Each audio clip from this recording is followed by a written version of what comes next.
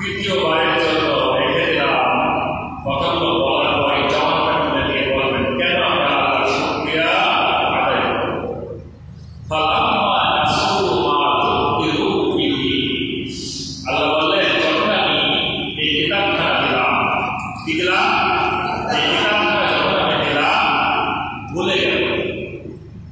যারা ভুলে গেল, এই কোরআন পাওয়ার পরে, এই সংবিধান পাওয়ার পরেও নাসু মানে ভুলে গেল। ফাতাহনা আলাইহিম আবওয়াবা কুল্লি শাইইন, আল্লাহ বললেন, আমি তাকে সকল নিয়ামতের দরজা, সম্পদের দরজা খুলে দিলাম। এই ভুলে যাওয়ার পরে আল্লাহ বলেছে, কোরআন ভুলে গিয়েছে, সংবিধান ভুলে গিয়েছে। এরপরে আল্লাহ বললেন, যখন সংবিধান ভুলে গেল, আমি এই জাতিকে, এই সালমান রহমানকে, এই পলক সাহেবকে, এই শাহিদুজ্জামান খানকে আমি অর্ধেক সম্পদ দিয়ে দিলাম। জাতি হাত ছড়ানো টাকাগুলো তারা আত্মসাৎ করলো, তাদের এই দরজাটা করে দিলাম। কে দিল দরজা করে? জবানটা করে দিয়ে বলে, কে দিল?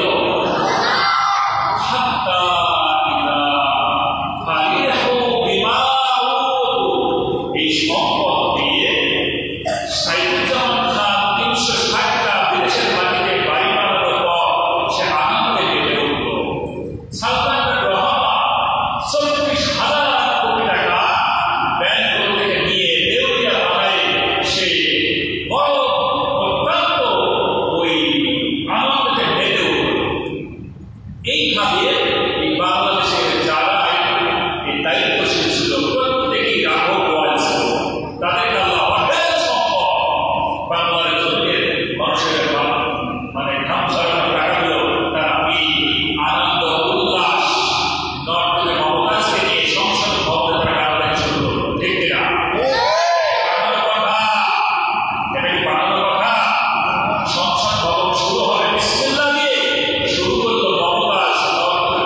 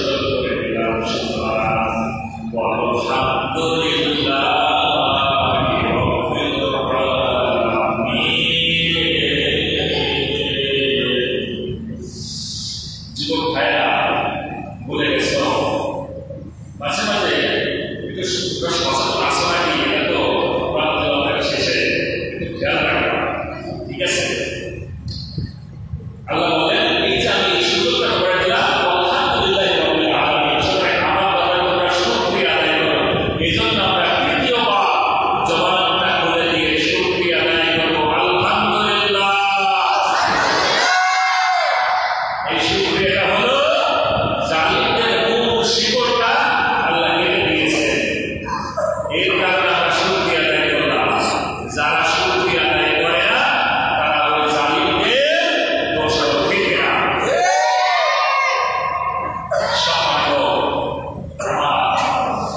বন্ধুরা, আমরা কোরআনুল কারীমের ধারাবাহিক তাফসীরের আমাদের কথাগুলো শুনতেছিলাম।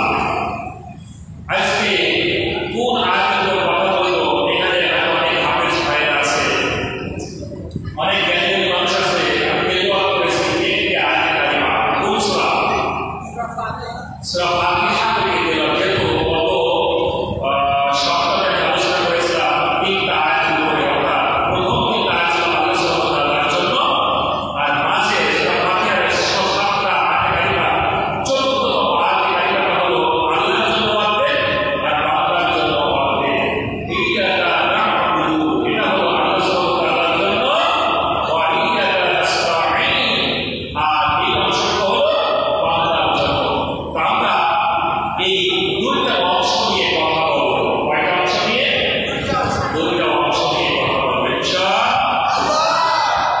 হয়তো ভাবতে পারে এই সামান্য একটা আয়াতের উপর কথা বলবো, হুজুর এই 7 দিন অবসর হয়ে আছি, কত কথা শুনবো, আর মাত্র একটা আয়াতের উপর কথা বলবে। তাও ইয়্যাকা না'বুদু ওয়া ইয়্যাকা নাস্তাঈন, আমি ইয়্যাকা নাস্তাঈন শেষ করতে পারবো না। তবে এটা যেহেতু সামনে সরকারের জন্য আমরা আল্লাহর কাছে সাহায্য যে চাই, এই সাহায্য আল্লাহ আমাদের কি করবে এটা সামনে সরকারে জানতে পারবো। কিন্তু আজকে জানবো ওয়া ইয়্যাকা না'বুদু, আমরা কেবলমাত্র শুধুমাত্র একমাত্র গোলামি করি কার? আল্লাহ। আমরা দাসত্ব করি কার? ইবাদত করি কার? প্রশংসা করি কার? এইটার উপরে কথা বলবো। সময় কতটুকু লাগবে আমি জানি না, সময় দিতে রাজি আছেন?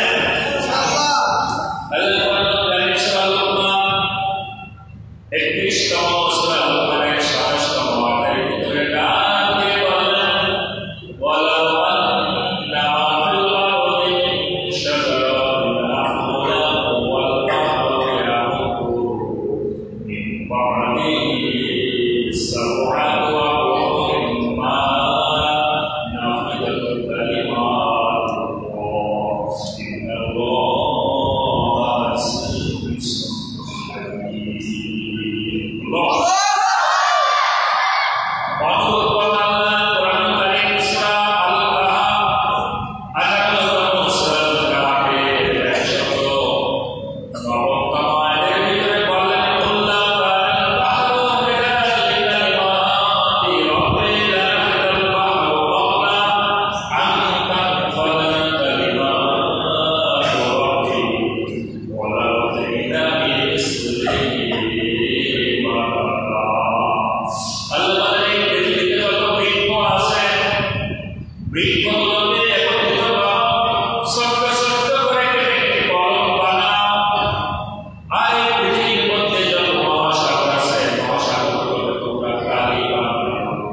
বলার বহু বছর আর তোমরা আল্লাহ বলেন, বৃক্ষগুলোকে কাটো, ছোট্ট ছোট্ট কলম বানাও, মহাসাগরের পানিগুলোকে গাড়ি বানাও, গাছের পাতাগুলোকে কাটা বানাও, আর একটা শব্দ নিয়ে লেখা শুরু করে দাও।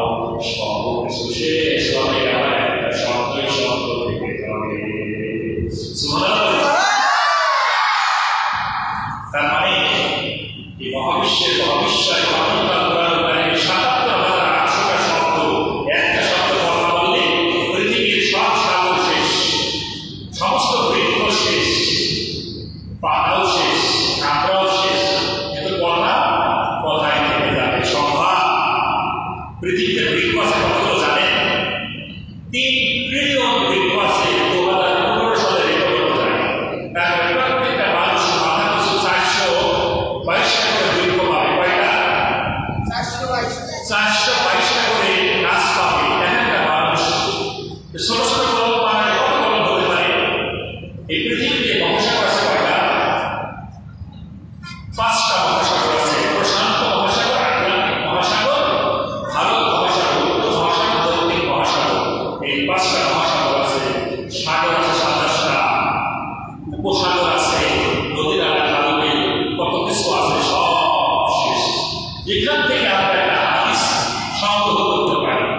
এখান থেকে আমরা একটা হাদিস বলতে পারি।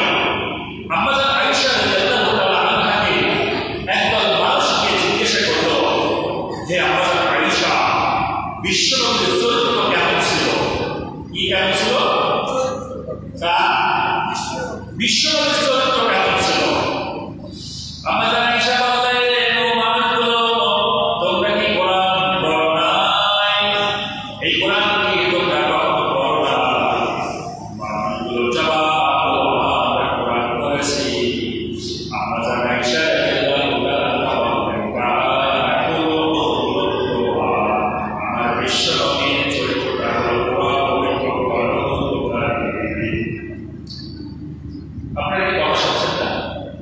কোথায় সুবহানাল্লাহ বলতে হয়, কোথায় আলহামদুলিল্লাহ বলতে হয়? বিশ্বনবীর চরিত্র কথা বলতেছি। এই পুরো কোরআন কাহিনী হলো পুরো বিশ্বনবীর চরিত্র। সুবহানাল্লাহ। কানা হুবহুল কোরআন, এই গোটা কোরআন কাহিনী হলো বিশ্বনবীর চরিত্র। অথচ আপনার এলাকায় এক নাস্তিক আমার বিশ্বনবীকে নিয়ে কটূক্তি করেছে, নাম জানেন? জানেন না? এই তো 15 দিন 20 দিন আগে এই নাস্তিকটা আমার নবীকে নিয়ে কটূক্তি করেছে। আপনি খোঁজ নিয়ে দেখবেন এই নাস্তিকের জন্ম পরিচয় ঠিক না, নিশ্চয় একটা মাস্টার, ঠিক না? বাবা মার পরিচয় নাই, পরিচয়হীন জানোয়ার সন্তান এই লোকটা। যদি নাই হবে আমার রাসূলকে নিয়ে, আমার নবীকে নিয়ে কটূক্তি করার সাহস এই লোকটার হওয়ার কথা না, ঠিক না? সুতরাং আমার রাসূলের চরিত্র আহারে কোরআন কাহিনী। আলহামদুলিল্লাহ। আসুন আমরা আজকে কথা বলবো ইয়্যাকা না'বুদু, কেবলমাত্র শুধুমাত্র একমাত্র আল্লাহ আমরা তোমারই গোলামি করি। ওয়া ইয়্যাকা নাস্তাঈন, এবং আমরা সবাই তোমারই সাহায্য কামনা করি। তো সাহায্যের আগে আল্লাহ বললেন তার গোলামি করো, এটা আল্লাহ এখানে আদেশ করে না। আল্লাহ বলেছে যে আমার গোলামি করো, বলে না। আল্লাহ বলেছে, এখানে লিখে দিয়েছে, এখানে অর্থটা হলো ইয়্যাকা না'বুদু, একমাত্র কেবলমাত্র শুধুমাত্র আমরাই তোমার দাসত্ব করি, গোলামি করি। এটা আমরাই বলেছি, তাই না? আল্লাহ কিন্তু অর্ডার দেয় না। সুতরাং এখানে একটা শব্দ আছে, শব্দটা হলো আব। কি শব্দ? আব। আব মানে হলো গোলাম। এই শব্দটা কোরআন কারিমে, অর্থাৎ এই ইয়্যাকা না'বুদু এর মধ্যে বিশেষ করে আব, আইন বা দাল, মূল মাত্রা, মূল মাস্টার হলো আব। এই শব্দটা পবিত্র কোরআন কারিমের মধ্যে দিয়েছেন 43টি, এই 275 বা 6টা ডেরিভেটিভ ফর্ম এই শব্দটা। তার মধ্যে একটা ডেরিভেটিভ ফর্ম হলো আবাদা। একটা ডেরিভেটিভ ফর্ম কি? আবাদা। এই আবাদা শব্দটা কোরআন কারিমে 43টি সূরা, 111টা আয়াতে 122 বার দিয়েছে। সুবহানাল্লাহ। এছাড়াও আরো 5টা ডেরিভেটিভ ফর্ম আছে, আবিদা, আবাদা, তারপরে আবদা, আব্বাদ, এরপর আছে রাব, এরপর আছে ইবাদা। এই 6টা ডেরিভেটিভ ফর্ম কতবার এসেছে তাও আমি আপনাদের নোট দিতে পারবো, কিন্তু যেটা কোনো প্রয়োজন নেই। এটা শাব্দিক অর্থ।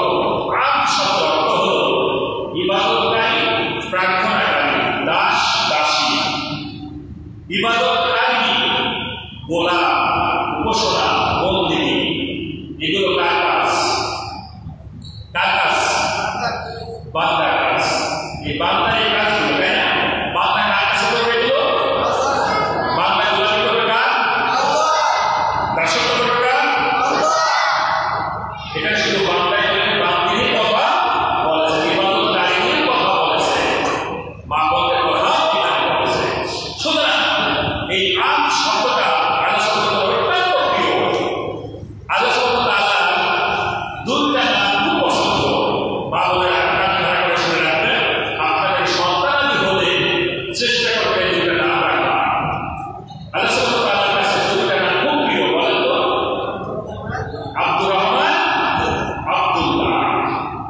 দুটার ভিতরে আব শব্দ আছে না, আব মানে গোলাম। আল্লাহ খুব পছন্দ করেন বান্দা গোলাম দাস। আল্লাহ রাব্বুল আলামিন এইটা আব শব্দটা একেবারে পছন্দ করেন। সূরা ইসরা বানি ইসরাঈল 17 সূরা বানি ইসরাঈল একটু নজর দেন।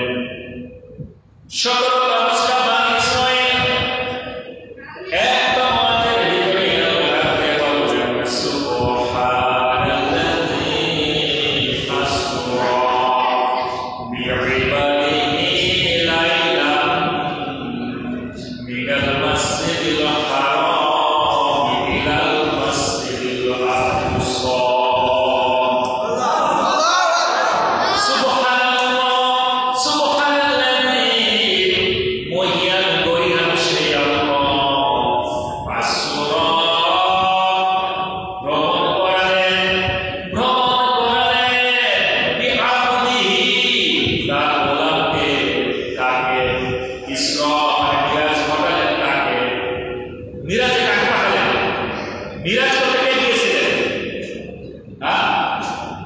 বিশ্বনবী মুহাম্মদ রাসূলুল্লাহ এখানে দিতে পারতেন না, রাসূলিহি দিতে পারতেন। বি রাসূলিহি লাইলান মিনাল মাসজিদিল হারামি ইলাল মাসজিদিল আকসা। তা না দিলেন আব্দিহি, বি আব্দিহি অর্থাৎ আমার গোলাম, আমার বান্দা মুহাম্মদ আমার কাছে আসছে, আমি দাওয়াত দিয়েছি মসজিদুল হারাম থেকে মসজিদুল আকসায় ভ্রমণ করলেন রাতের বেলা। সুবহানাল্লাহ। সুতরাং আল্লাহ সুবহানাহু ওয়া তাআলা এই আব শব্দটা খুবই পছন্দ করেন। আমার কিন্তু কথাগুলো খুব মনোযোগ শুনবেন। এই কথাগুলো কিন্তু আমার একদিনের কথা নয়, কষ্ট করে, অত্যন্ত কষ্ট করে, অনেকগুলো তাফসীর কেটে অনেক কষ্ট করে কিন্তু কথাগুলো তৈরি করি। যেহেতু তাফসীর কোরআন, তাফসীরের কোরআন মাহফিল যোগ্যতা না এর পরেও চেষ্টা করি একেবারে ওই শব্দের উপরে ভেঙে ভেঙে আপনাদের কিছু কথা শোনানোর জন্য। তাহলে এই আব শব্দটা আল্লাহ অত্যন্ত পছন্দ করে। উম্মুল কোরআন, এই যে সূরা ফাতিহার 11টা ছিল না, তার মধ্যে একটা ছিল কি উম্মুল কোরআন। এই উম্মুল কোরআন সূরা ফাতিহা হলো সকল সূরার মা। এই যে তাওরাত জবরের মূল, তাই না? তো এই ফাতিহার মধ্যে বললেন ইন্নাকা না'বুদু, ও রব আমরা একমাত্র শুধুমাত্র কেবলমাত্র তোমারই গোলামি করি। আল্লাহ এই গোলাম শব্দটা, আব শব্দটা, বান্দা শব্দটা অত্যন্ত পছন্দ করে। কেমন পছন্দ করে? আল্লাহ রাব্বুল আলামিন সূরা আল-কাহফ 6 নম্বর সূরা আল-কাহফ 18 নম্বর সূরা আল-কাহফের প্রথম আয়াতে ডাক দিয়ে বললেন আল্লাযী আনজালা আলা আবদিহিল কিতাব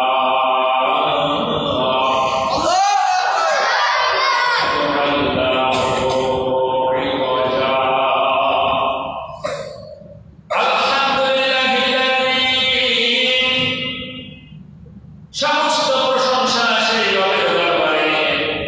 আলহামদুলিল্লাহিল্লাযী, সমস্ত প্রশংসা সেই আল্লাহর জন্য আনজালা নাযিল করলেন আলা আবদিহিল কিতাব, তার গোলামের উপর, তার বান্দার উপর, তার দাসের উপরে এই কোরআনুল কারীমটা নাযিল করলেন।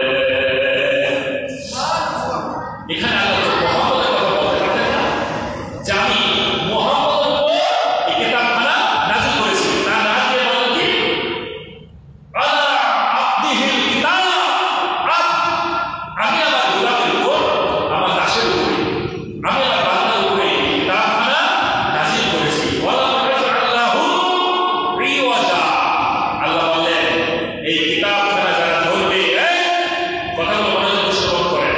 কোরআনের মাহফিলে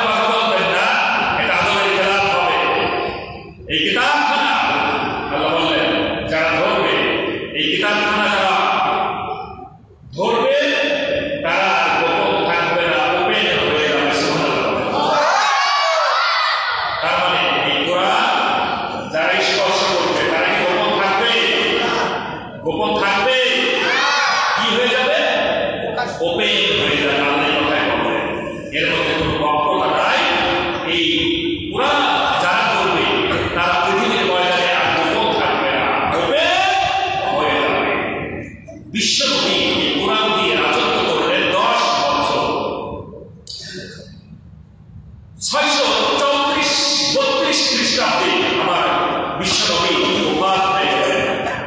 32-34 এই 2 বছর কোরআনের রাষ্ট্র চালালেন খলিফাতুল মুসলিমিন, প্রথম খলিফা আবু বকর রাদিয়াল্লাহু তাআলা। সুবহানাল্লাহ বলেন।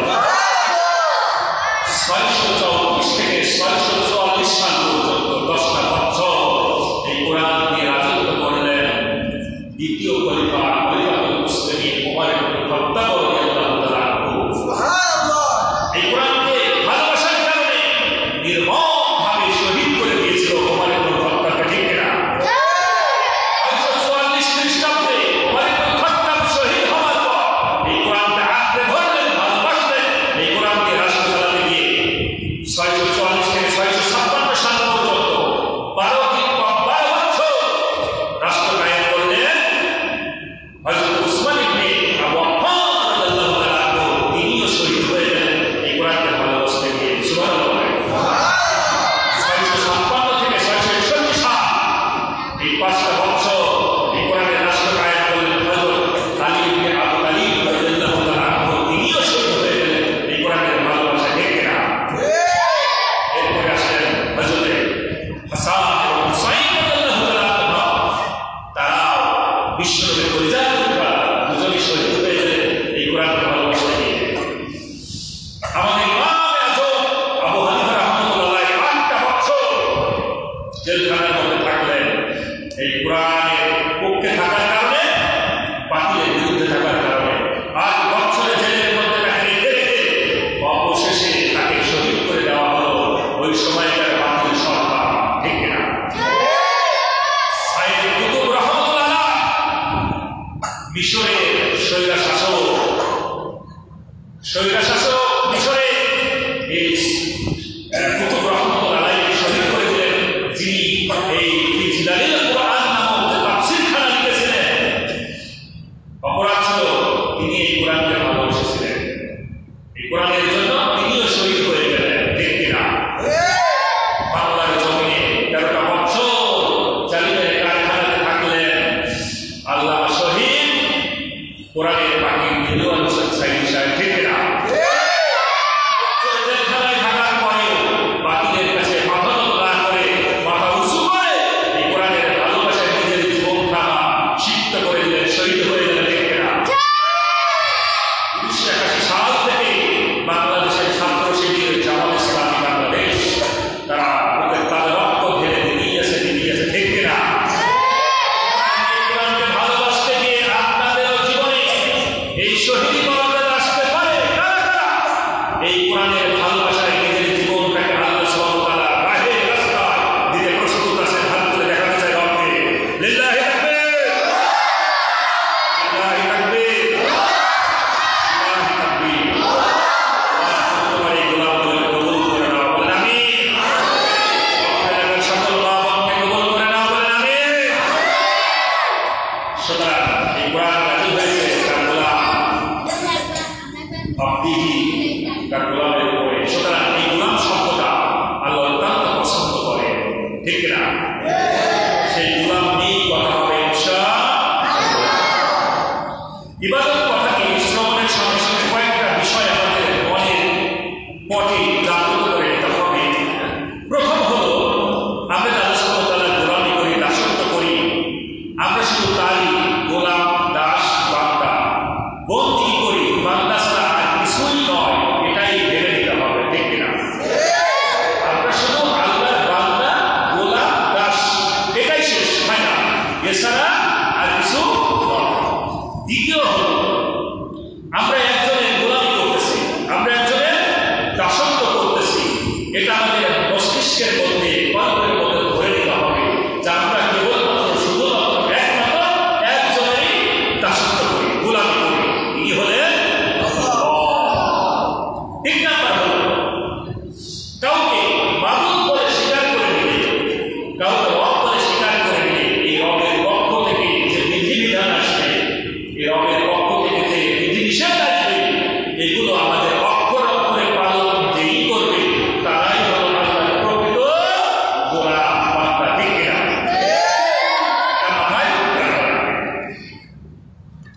সুতরাং এই তিনটা জিনিস যদি আমরা মেনে নিতে পারি যে আমরা আল্লাহর গোলাম আর বান্দা ছাড়া কিছুই নয়, আর আমরা একজনের গোলামি করি, আর যিনি আমরা যার গোলামি করি সেই মালিকের পক্ষ থেকে বিধি বিধান এই কিতাব এসেছে, এটা আমরা একেবারে অক্ষর অক্ষরে মেনে চলবো। এই তিনটা জিনিস যদি মেনে নিতে পারেন তবেই আল্লাহ সুবহানাহু ওয়া তাআলা প্রকৃত কি গোলাম, প্রকৃত ইবাদত আমরা তো সবাই করি, কারণ শ্রেষ্ঠ দোয়া, এই শ্রেষ্ঠ দোয়া কোনটা? শ্রেষ্ঠ দোয়া কোনটা? সূরা ফাতিহা। গত আলোচনায় বলেছিলাম না, সূরা ফাতিহা আমরা প্রত্যেকটা আলোচনা করি, প্রত্যেকে তেলাওয়াত করি, কিন্তু আমাদের কয়জনের দোয়া কবুল হয়? অনেকের দোয়া কবুল হয় না। দোয়া কবুল হওয়ার শর্ত হলো দুইটা। মাইশেল গ্রামের মা বোনেরা দোয়া যদি আল্লাহর দরবারে কবুল করতে চান, দোয়া যদি আল্লাহর দরবারে কবুল হতে হয়, তবে দুইটা জিনিস কিন্তু আমাদেরকে মেনে নেওয়া লাগবে। এক নাম্বার হলো আমরা আল্লাহর উদ্দেশ্যে দোয়া করব এবং পরিপূর্ণ ভালোবাসা বিনয় ভীতি দিয়ে ইখলাসের সঙ্গে আল্লাহর কাছে দোয়া করব। কেমন? আমার দোয়ার মধ্যে কোনো পীরের কথা থাকবে না, মাজারে গিয়ে ভিক দিব না। পীর আমার ভাগ্য পরিবর্তন করতে পারে না, পীর আমার মাথার পাকা চুলকে কালো করতে পারে না, পীর সাহেব আমার বাঁকা হাতকে সোজা করার ক্ষমতা রাখে না, পীর সাহেব আমার কবরের ওই সওয়ালের জবাব দেওয়ার ক্ষমতাও রাখেন কে? এটাই ইখলাসের সঙ্গে বিশ্বাস করে আল্লাহ সুবহানাহু ওয়া তাআলার কাছে দোয়া করা। দুই নাম্বার হলো এই দোয়ার সিস্টেমটা হতে হবে, এই দোয়ার পদ্ধতিটা হতে হবে আমার বিশ্বনবীর দেখানো পথ এবং পথের উপরে, ঠিক কিনা? এই দুইটা জিনিস যদি মেনে নিতে পারে, ইখলাসের সঙ্গে দোয়া করা, বিনয়, ভালোবাসা, ভক্তি, একেবারে আল্লাহ সুবহানাহু ওয়া তাআলার ভয়ে আল্লাহর কাছে দোয়া করা, আর দোয়ার পদ্ধতিটা হবে কোনো পীরের পদ্ধতি নয়, কোনো মাশায়েখের পদ্ধতি নয়, কোনো ফকিরের পদ্ধতি নয়, কোনো ওলির শরীফের পদ্ধতি নয়, কোনো খানকার পদ্ধতি নয়, পদ্ধতি হবে সব বিশ্ব নবীর দেখানো রাস্তা, দেখানো পথ, ঠিক না? এই দুইটা পদ্ধতিতে যদি দোয়া করা যায়, আল্লাহ বললেন যে ইয়্যাকা না'বুদু, আমরা তোমারই গোলামি করি, ওয়া ইয়্যাকা নাস্তাঈন, তোমার কাছে সাহায্য চাই। এই যে সাহায্য চাইতে যতটুকু দেরি, কবুল হতে দেরি হবে না। বুঝতে পারলাম? বুঝতে পারলেন? দেখেন, দুনিয়াতে আমরা কাকে বদল করি? কথা বলো, একটু জিকির করে লা ইলাহা ইল্লাল্লাহ, একটু কলমে ঝাঁকি দেন, লা ইলাহা ইল্লাল্লাহ, লা ইলাহা ইল্লাল্লাহ, মুহাম্মাদুর রাসূলুল্লাহ সাল্লাল্লাহু আলাইহি ওয়াসাল্লাম। আমরা ইবাদত করি আল্লাহ, কিন্তু আরেকজন চাই যে আমরা কারো ইবাদত করি। বলেন তো কি? যাক, আলহামদুলিল্লাহ, আমার সকল ছাত্ররা বড় বিজ্ঞ ছাত্র বলে ভুল হবে, আমার সামনে ছাত্ররাও বসে আছে, অনেক বিজ্ঞ মানুষ বসে, তবে এখন কোনো ছাত্র, ঠিক না? কারণ আরেকজন চাই আমার গোলামি আসক্ত করে, সে হলো কি? শয়তান। তার মানে এই যে এই দুই প্রকার, কয় প্রকার? মাথায় একেবারে মস্তিষ্কের মধ্যে, যেহেতু দার্শনিকরা তাফসীরুল কোরআন মাহফিল কথাগুলো স্পষ্টভাবে এই মস্তিষ্কের মধ্যে গেঁথে নেবেন সারাটা জীবন, যেন শয়তান আপনাকে বিভ্রান্ত করতে না পারে। বা গোলাম হলো কয় প্রকার? দুই প্রকার। এক হলো ইবাদুল্লাহ বা ইবাদুর রহমান, ইবাদুল্লাহ বা ইবাদুর রহমান, মানে রহমানের গোলাম, রহমানের বান্দা, রহমানের দাস, বা ইবাদুল্লাহ মানে আল্লাহ দাস, আল্লাহর গোলাম। আর দ্বিতীয়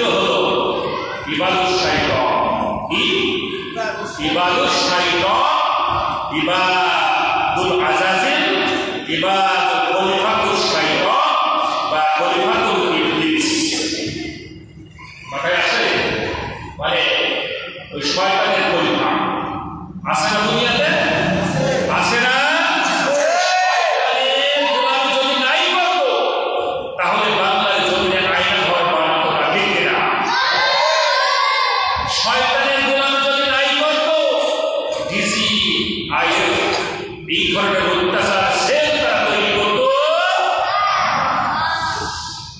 যদি শয়তানের গোলামি যদি নাই করতো গণভবনে বসে বসে ছাগলের গান খাওয়া আর মিডিয়াতে সে জনগণকে বলে কাঁঠালের কি এসর বানানোর গল্প শেখায়, কাঁঠালের কাবাব বানায় খাওয়া তখন অভাবন হবে, ঠিক না?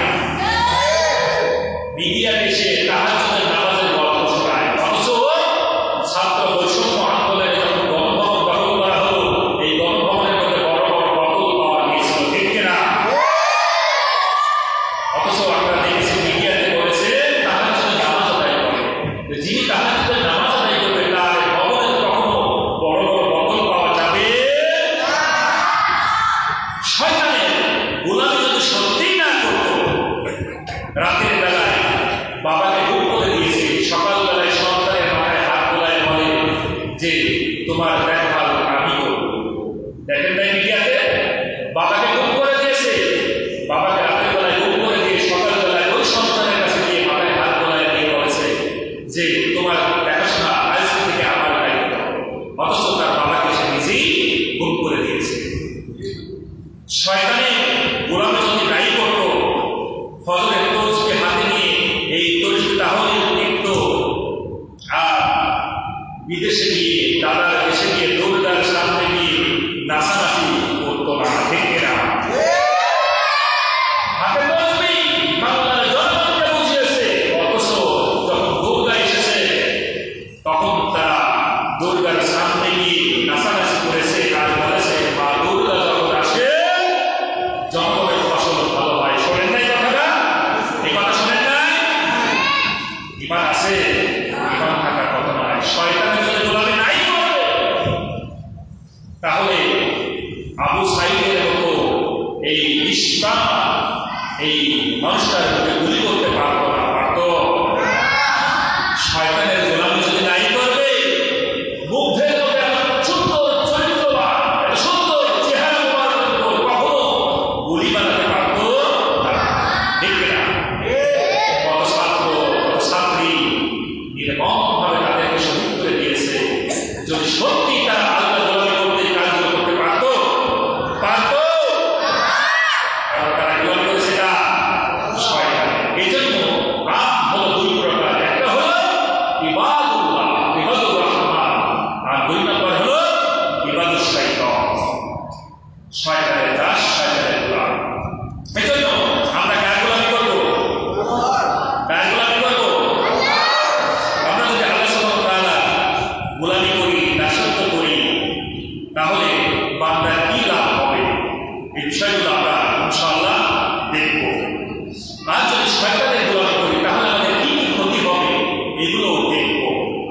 আর একটা জিনিস আপনারা মাথায় রাখবেন, একটা জিনিস খেয়াল করে দেখুন তো, আমি বাইশালী গ্রামের যারা এই কোরআনের প্রোগ্রামে আসেন না, অহংকার করে বাসায় বসে আছেন, বাসায় বসে আছেন, অহংকার করে যারা আসেন নাই এই অহংকারের বদলা দিবেন আল্লাহ। এটা আমাদের কোনো হাতিয়ার নয়, আমাদের হাতে নাই। অহংকারের বদলা দেবে কি? আল্লাহ। এরপরে আমি আপনাদের কাছে প্রশ্ন করতে চাই, আপনারা যারা নিজেদেরকে মুসলমান দাবি করেন, আচ্ছা হিন্দু ভাইদের বাৎসরিক একটা অনুষ্ঠান থাকে, থাকে না? তারা বাৎসরিক অনুষ্ঠানে গিয়ে তারা সেখানে একদিন পূজা পালন করে। আপনিও ঠিক সপ্তাহে একদিন এসে আল্লাহ ঘরে এসে বাংলাদেশের শীতটা দিয়ে চলে গেলেন, সারা সপ্তাহে আর কোনো খোঁজ না। তো ওই মানুষটার মধ্যে আপনার কোনো পার্থক্য আছে? ও সব মাসে বা বছরে একবার যায়, ওদের নিয়ম অনুযায়ী, আর আপনি সপ্তাহে একদিন আসেন। আচ্ছা ও জামা গায়ে যায়, আপনিও জামা গায়ে দেন, ও অক্সিজেন নেয়, আপনিও অক্সিজেন নেন, ও মুখে দাঁড়িয়ে রাখে। হিন্দু ভাইদের অনেকের মুখে দাঁড়িয়ে আছে না? আছে। আপনারাও দাঁড়িয়ে রাখেন।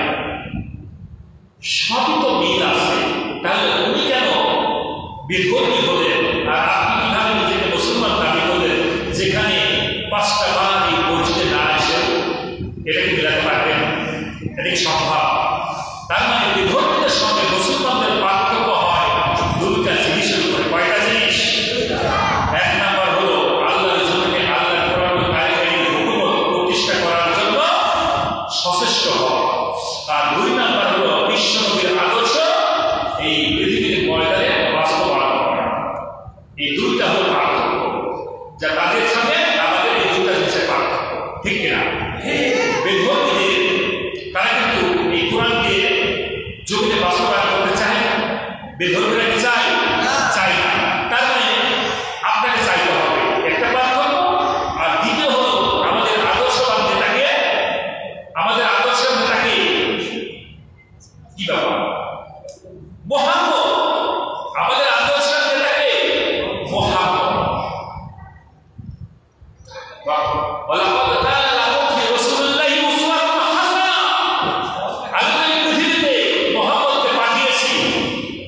তোমাদের জন্য মডেল, চরিত্রের মডেল, বিবাহের মডেল, সব দিক থেকে মডেল।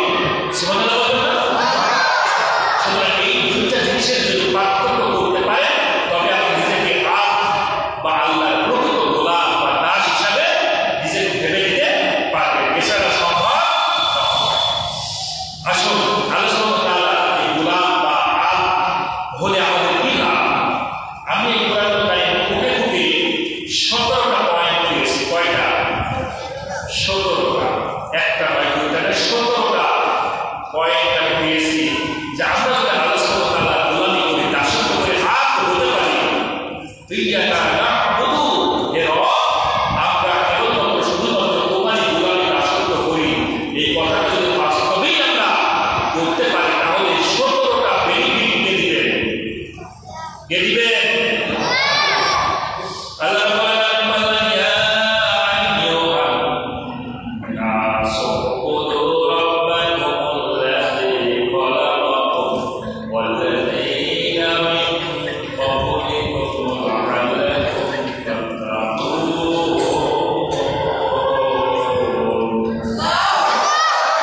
আল্লাহ প্রথম সুবিধা দিলেন, তোমরা তাকওয়াবান হতে পারবা। কি হতে পারবো? কি হতে পারবো? তাকওয়াবান। এই তাকওয়াবান একটা কঠিন এবং খুব উপকারী শব্দ। তাকওয়াবান, ওয়াত্তাকুল্লাহ, আল্লাহকে ভয় করা, ঠিক না? তাকওয়া মানে কি? আল্লাহকে ভয় করা। এই ভয়ের ব্যাপারে আমি কোরআন কারিমে 4টা শব্দ পেয়েছি। তাফসীর তো এই জন্য আপনাদেরকে দলিল সহকারে দিয়ে দেব, এবং কত গবেষণা করার কথা লাগে, কত গবেষণা করতে হবে। এই তাকওয়া, আল্লাহকে ভয় করতে গেলে আমি কোরআন কারিমের ভিতরে পেয়েছি 4টা শব্দ ভয়ের ব্যাপারে। কয়টা শব্দ? 4টা শব্দ। এক নম্বর শব্দ হলো আল খাউফ। আল খাউফ মানে কি? ভয় করা। এটা কোরআন কারিমে 26 বার আল্লাহ দিয়েছেন। সুবহানাল্লাহ। এরপরে ইয়াল হাক, দ্বিতীয় হলো ইয়াল হাক, ভয় করা বোঝা। এটা কোরআন কারিমে আল্লাহ সুবহানাহু ওয়া তাআলা দিয়েছেন 3 বার। এরপরে আছে খাশিয়া। খাশিয়া শব্দের অর্থ হলো ভয় করা। কাকে? আল্লাহ। চতুর্থ নম্বর আল্লাহকে ভয় করার ব্যাপারে শব্দ হলো আত-তাকওয়া। কি? আত-তাকওয়া। এই 4টা শব্দের মধ্যে সবচেয়ে আল্লাহর কাছে পছন্দনীয় শব্দটা কি? তাকওয়া। ওয়াত্তাকুল্লাহ, আল্লাহকে ভয় করা। এটা সবচেয়ে আল্লাহ বেশি পছন্দ করেন। 13টা সূরা 17টা আয়াতে মোট 17 বার আল্লাহ এই তাকওয়া, এই শব্দটা কোরআনুল কারিমের মধ্যে দিয়েছেন। সুবহানাল্লাহ বলেন না? মুত্তাকি। এই তাকওয়াবান যারা হয় তাদের নাম হলো মুত্তাকি। উইদাল লিল মুত্তাকিন, আল্লাহ জান্নাতটা বানিয়েছেন তাদের জন্য, মুত্তাকিদের জন্য। তাহলে বুঝতে পারলাম কোথায় থেকে কোথায় আসতেছে। আমরা যদি আল্লাহর প্রকৃত আপ হতে চাই, গোলাম হতে চাই, তাহলে আল্লাহ সুবহানাহু ওয়া তাআলা আমাদের তাকওয়া করে দিবেন। আর তাকওয়া মানে হলো ওয়াত্তাকুল্লাহ, আল্লাহকে ভয় করা।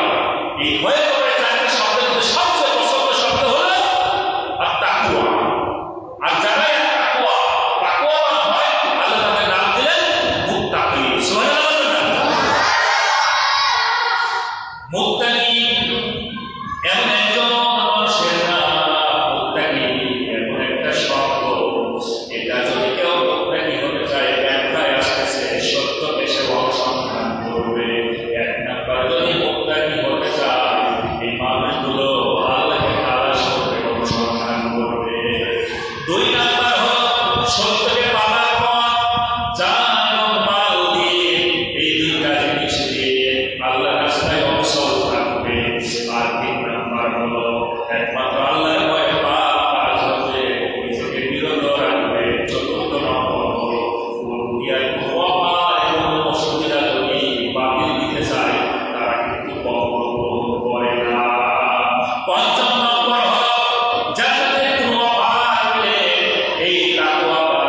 থাকে মানুষগুলো আল্লাহর পক্ষ থেকে জান্নাতের কোনো অফার দিলে জান্নাতের অফারটা তারা মিস করে না, যে কোনো মূল্যে তারা এই জান্নাতের অফারটা গ্রহণ করে দেয়।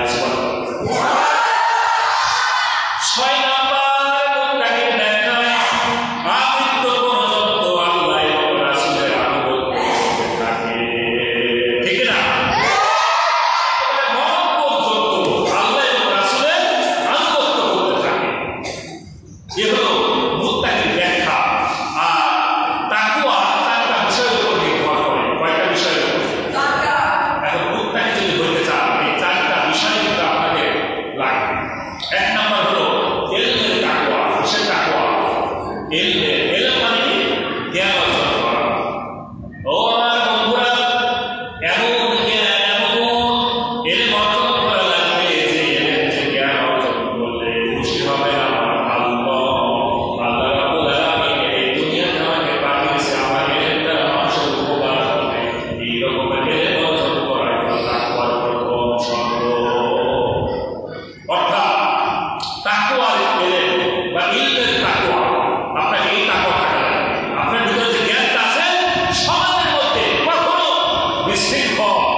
সুশৃঙ্খল থেকে অরাজকতা এই ধরনের কোনো কিছু আপনার এই মস্তিষ্ক থেকে ব্রেন থেকে এই জ্ঞান থেকে কখনো হবে না।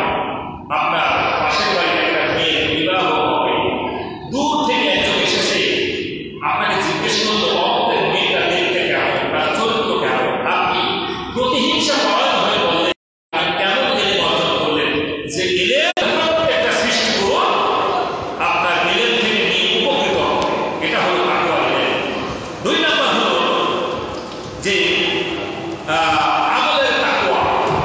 আমল মানে কাজ, আপনার দুনিয়াতে এই দুনিয়াতে আপনি এমন কাজ করবেন যে কাজ আল্লাহ খুশি হবে রসুলের পথের সঙ্গে, ঠিক কিনা? রসুলের দেখানো পথে আল্লাহর কাজগুলো যদি আপনি করেন, এটাই হলো আমলের তাকওয়া, আপনি আমল করলেন, ঠিক হলো। 3 নম্বর হলো আখলাকের তাকওয়া।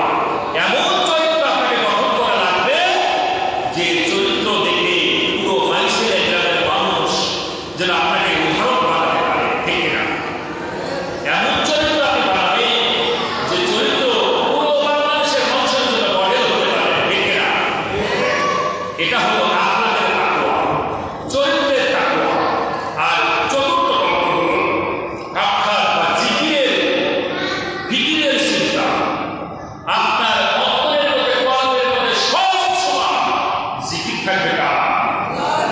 জিকির থাকবে কার? এই জিকির মানে ওটা নয়, এই রকমের জিকির নয়। জিকির কি? আল্লাহকে স্মরণ করা। জিকির মানে কি? জিকির মানে কি? আল্লাহকে স্মরণ করা। কেমন স্মরণ করা? আপনি যখনই একজনের জমি থেকে আরেকজনের জমির উপরে কোদাল মারবেন, স্মরণ থাকবে কার? যে আমার জমি থেকে আরেকজনের জমির উপর আমি কোদাল মারতেছি। এটা আপনার বোন আছে, বাবা মারা গিয়েছে, ঘটনা করবেন, বোনকে পালালেন, ওই বেলতলায় ওই মালিমাদের জমিটা দিয়ে দিলেন, আর এই মালিমাদের জমিটা আপনি নিয়ে নিলেন। এটা কি আপনাদের হলো? এটা কি জিকিরের তাকওয়া হলো?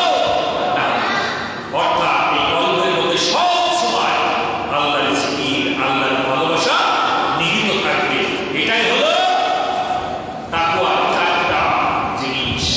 আল্লাহ সুবহানাহু ওয়া তাআলা বললেন, কেউ যদি আমার ইয়্যাকা না'বুদু, আমরা তোমার ইবাদত করি, আমরা তোমার আব্দ হতে চাই, প্রকৃত আব্দ যদি হতে চাও তাহলে আমি তোমাকে তাকওয়াবান বানায় দেব। সুবহানাল্লাহ বলেন। 2 নম্বর আল্লাহ রাব্বুল আলামিন বললেন, পৃথিবীর ময়দানে যারা আমার গোলামি করবে, দাসত্ব করবে, অবশ্যই তারা মুসলমান হবে।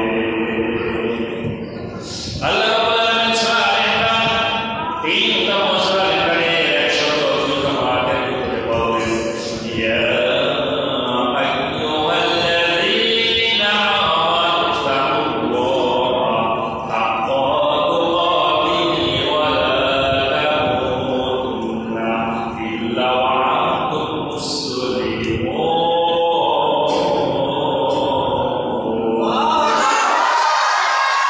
ওহে ইমানদার, তোমরা যারা ইমানের দাবি করো, আমি আল্লাহকে ভয়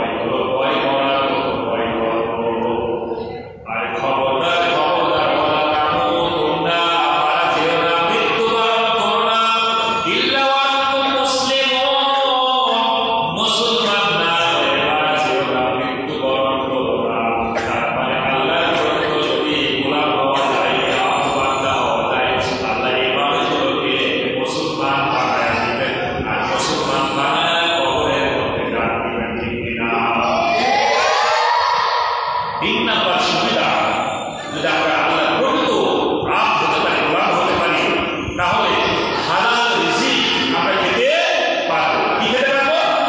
হালাল রিজিক। আমার প্রত্যেকটা দলিল কোরআন থেকে বের করেছে এই সুবিধাগুলো। যদি আমরা প্রকৃত আল্লাহ ইবাদত করতে চাই তাহলে আমরা হালাল রিজিক খেতে পারবো। আল্লাহ বললেন সূরা বাকারা 2 সূরা বাকারার 172 নম্বর আয়াতে বললেন, ইয়া আইয়ুহাল্লাযীনা আমানু কুলু মিন তাইয়্যিবাতি মা রাযাকনাকুম ওয়াশকুরু লিল্লাহি ইন কুনতুম ইয়্যাহু তা'বুদুন।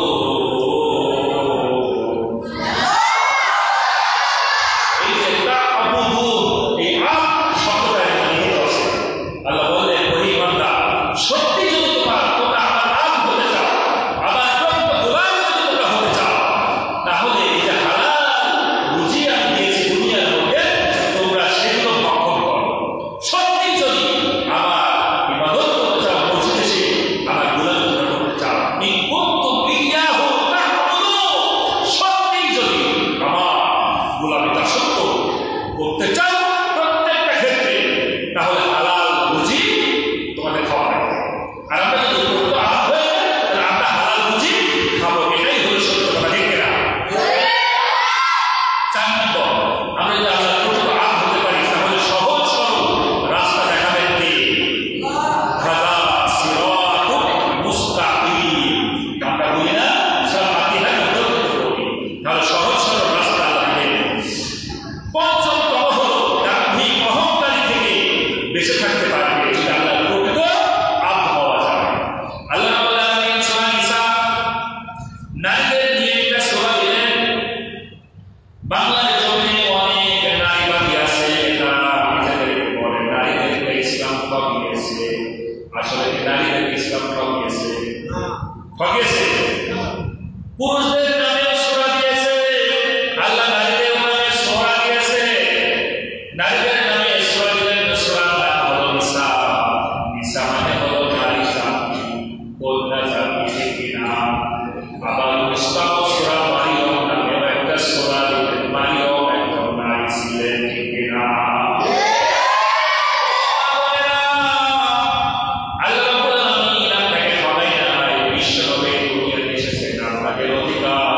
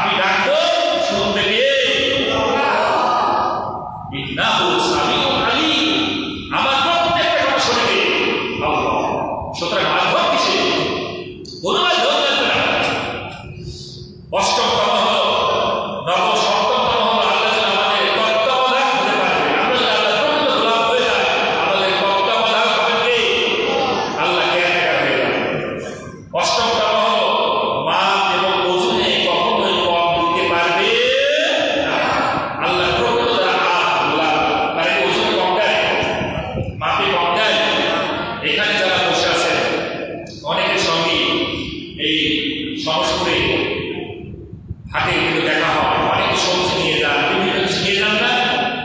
আল্লাহ যদি আপ হতে চান, গোলাম যদি হতে চান, আল্লাহ তোমারই গোলাম হতে চায়, তোমারই দাসত্ব আমরা করি। এটা যদি প্রকৃত হয়ে থাকে, তারা কখনো উঁচুতে কর দিবে না, বাপেও কর দিবে না। এই কথাটা আসলে হুদ 11 সূরা হুদের 84 আয়াত আল্লাহ দিয়েছেন। সুবহানাল্লাহ বলে। আল্লাহ প্রকৃত গোলাম হলে সঠিক দিনের মধ্যে এই মানুষটা থাকবে। দশমতম হল তাগুত পরিহার জীবন সে গঠন করতে পারবে। তাগুত পরিহার জীবন গঠন করতে পারবে। যারা আল্লাহ প্রকৃত আপ হবে, তাদের মধ্যে কখনো তাগুত থাকবে না, বাতিল মিশে যাবে না, পরিশুদ্ধ হয়ে যাবে সেই মানুষটা। সুবহানাল্লাহ বলে। 11তম হলো আল্লাহর নিয়ামতের শুকরিয়া এই মানুষটা সবসময় করবে।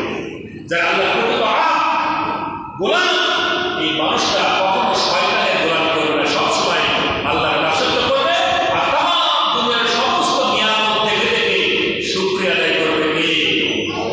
আল্লাহ শুকরিয়া আদায় করবে না, গোলাম। গোলাম কুলিনতুর মাযা ফিস সামাওয়াতি ওয়াল আরদ।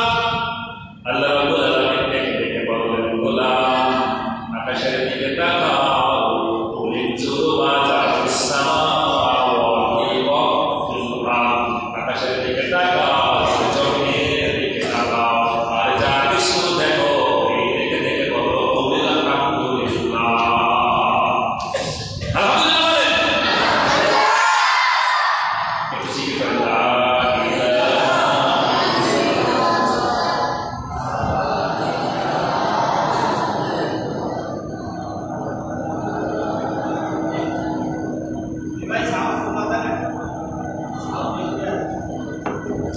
তাহলে আমরা বুঝতে পারলাম যে আল্লাহ গোলামি দাসত্ব করলে আল্লাহ সুবহানাহু ওয়া তাআলা অনেক সুবিধা দিচ্ছেন। এরপরে 12তম হলো আল্লাহ সুবহানাহু ওয়া তাআলা ঘোষণা দিচ্ছেন যে আমি আমার রহমতের দরজা তোমাদের জন্য উন্মুক্ত করে দেব। কি করে দিবেন? কিসের দরজা? রহমতের দরজা আল্লাহ উন্মুক্ত করে দিলে আমাদের জীবন ধারণের জন্য যে জীবিকার প্রয়োজন, এই জীবিকা আল্লাহ সহজ করে দিবেন। এই কথাটা 18তম সূরা আল কাহাফের 16তম আয়াতে বলেছেন। বলেন সুবহানাল্লাহ। তাহলে আমরা শয়তানের আপ হলে ভালো না আল্লাহর আপ হওয়া ভালো? আল্লাহর আপ হওয়া ভালো। আর আল্লাহর আপ হতে গেলে সিজদায় পড়ে পড়ে কান্নাকাটি করা লাগবে যে আল্লাহ তোমার আমরা প্রকৃত আপ হতে চাই। 13তম হলো আল্লাহ ধৈর্যশীল বানিয়ে দিবেন। কি বানায় দিবেন? ধৈর্যশীল বানায় দিবেন যদি আমরা আল্লাহর প্রকৃত আপ হতে পারি। 14তম হলো বান্দা লাআল্লাকুম তুফলিহুন, সফলকাম হয়ে যাবে। সুবহানাল্লাহ। এই পৃথিবীর মধ্যে কি সবাই সফলকাম? বিল গেটসের নাম শুনেছেন? হ্যাঁ, অনেক আছে বাঙালিরা বিল গেটসের জীবনী পড়ে, তার মতো সফলকাম হওয়ার জন্য। আসলে কি বিল গেটস সফলকাম? হ্যাঁ, ধন সম্পদ থাকে কি সে সফলকাম? না। বিল গেটসের এত পরিমাণ সম্পদ যে পুরো দেশের মানুষ, পুরো পৃথিবীর মানুষকে সে একাই খাওয়াতে পারে তার সম্পত্তি। এরপরেও সে সফলকাম নয়। এই কারণে সফলকাম নয় যে তাকে একটা জিনিস দেয় না, কি? ইমান দেয় না। আপনি ভ্যান চালক, রিক্সা চালক, আপনি মুটে মুজির কুলি, আপনি একজন কৃষক, আল্লাহ আপনাকে সবচেয়ে বড় নিয়ামত দিয়েছেন ইমান। এই ইমান যে দিয়েছেন, এই ইমানের কারণে এই পৃথিবীর মধ্যে আপনি সফলকাম। ঠিক কিনা? লাআল্লাকুম তুফলিহুন। আল্লাহ বলেন তাই সফলকাম যারা আমার প্রকৃত এই পৃথিবীর ময়দানে হাত বা গোলাম। সুবহানাল্লাহ।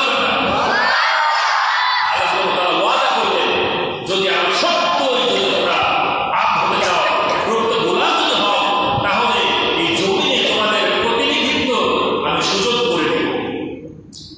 16তম হলো দিনকে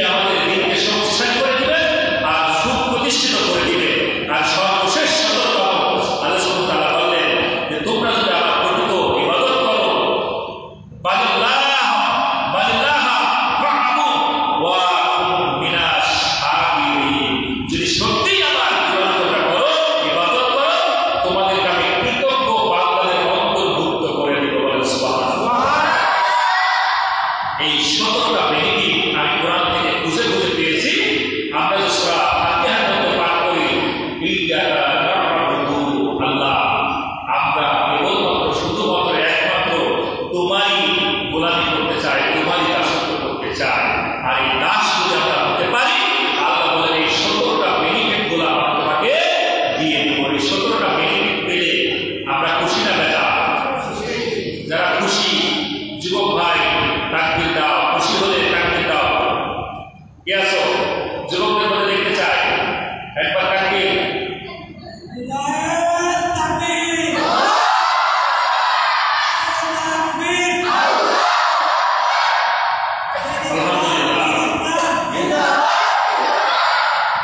আলহামদুলিল্লাহ। এরপরেও দেখেন মানুষ কেন যে ভালো মন্দের বিচার করতে পারে, এত সুযোগ সুবিধা আল্লাহ দিয়েছেন, এরপরে ভালো মন্দের বিচার করতে পারে। আল্লাহ রাব্বুল আলামিন কোরআনুল কারীম সূরা বালাগ 90তম সূরা বালাগের সপ্তম অষ্টম নবম আয়াতের ভিতরে বললেন, আলাম নাজআল লাহু আইনাইন, আমি তোমাদের দুইটা চোখ দিয়েছি, ওয়া লিসানাও ওয়া শাফাতাইন, আর আমি তোমাদের দিয়েছি দুইটা ঠোঁট, একটা জিহ্বা, ওয়া হাদাইনাহু নাসদাইন, আর আমি তোমাদেরকে দিয়েছি পাপ পথের রাস্তা। সুবহানাল্লাহ। আল্লাহ বলেন, গোলাম আমি তোমরা চোখ দিলাম, এই চোখগুলোকে তোমরা তাকাতে থাকবা না। আর আমি তোমাদের দুটা ঠোঁট দিয়েছি, জিহ্বা দিয়েছি, এটা দিয়ে শুকরিয়া আদায় করবা। এই দুটা চোখ দিয়ে মহাবিশ্বের সবগুলো তোমরা দেখবা, আর কবিল আলহামদুলিল্লাহ প্রশংসা করবা আমার। ওয়া হাদাইনাহু নাসদাইন, পাপটা পূর্ণ কোনটা আমরা কি জানি না? বলেন জানি না? কোনটা পাপ কোনটা পূর্ণ আমরা কিন্তু জানি। আল্লাহ সূরা শামস 51তম সূরা শামসের ভিতরে আল্লাহ বললেন, ফাআলহামা ফুজুরাহা ওয়া তাকওয়াহা। কথাগুলো শুনো। আল্লাহ বলেন, ফাআলহামা ফুজুরাহা ওয়া তাকওয়াহা, আমি মানুষকে দিয়েছি দুইটা রাস্তা, একটা ভালো রাস্তা, একটা মন্দ রাস্তা।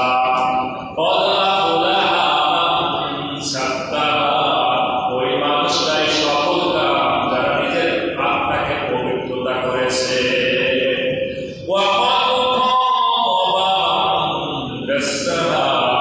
সবচেয়ে দুর্ভাগ্য ওই মানুষগুলো যারা তাদের নিজের আত্মাকে পবিত্র করতে পারল না, কলুষিত করে ফেলেছে। ঠিক কিনা? কোথায় পালাবে? কোথায় পালাবে? যেখানে আল্লাহ বলতেছে যে আমি পাপ পুণ্যের রাস্তা দিয়েছি, জ্ঞান দিয়েছি, চোখ দিয়েছি, সব দিয়েছি। আপনাদের ছোটকালে আমার যারা মুরব্বী বসে আছে, রেডিও দেখেন নাই? রেডিও ছিল না? রেডিও রেডিও হচ্ছে ভলিউমটা, একটা ঢাকা সেন্টার, একটা কুমিল্লা, একটা খুলনা। খুলনাতে মনে হয় মমতাজের গান হচ্ছে, ঢাকা সেন্টারে হচ্ছে একজন আলিমের কোরআনের প্রোগ্রাম। আপনার হাতে চ্যানেল, তা আপনি ইচ্ছা করলে মমতাজের গান শুনতে পারেন, আবার ইচ্ছা করলে চ্যানেলটা ঘোরায় দিয়ে ঢাকা ওই আলিমের ওয়াজ শুনতে পারেন। ঠিক কিনা? এখন যদি আপনারা মসজিদ থেকে উঠে চলে যান, আল্লাহ নিষেধ করবে? করবে? কারণ সেই ইচ্ছা শক্তি আল্লাহ দিয়ে দিয়েছে। আবার কিন্তু পুরো 22 গ্রামের মানুষ এই মসজিদে প্রবেশ করে আল্লাহ বাধা দিবে? দিবে না। এই কথাই আল্লাহ পবিত্র করেছে যারা নিজের আত্মাকে, সেই তো সফলতা। আর সবচেয়ে দুর্ভাগ্য ওরা যারা নিজের আত্মাকে পবিত্র করতে পারল না। ইল্লা মান আতাল্লাহ বিকলবিন সালিম, মৃত্যু হওয়ার পর কিয়ামতের ময়দানে কিন্তু আল্লাহ ডাকবে না, এই তোমরা আমল দিয়ে এখানে আসো। আল্লাহ ডাকবে বলবেন, ইল্লা মান আতাল্লাহ